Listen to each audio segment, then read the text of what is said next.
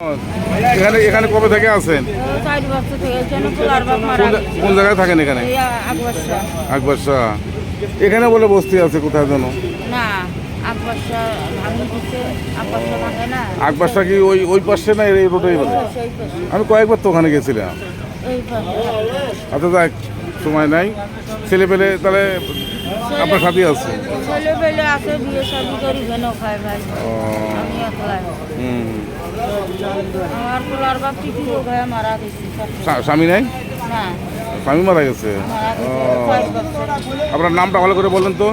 4 বছর হলো আমার স্বামী মারা যাওয়া। আপনার নাম কি? নাম হলো মসিরে। মসিরন। থাকেন কোথায় এখানে? কালীবাড়ি নাল দোকানের সামনে। আচ্ছা আকবরশা ভাঙিয়ে কালীবাড়ি। আচ্ছা ঠিক আছে, এখন সময় নেই, ইফতারির টাইম তো।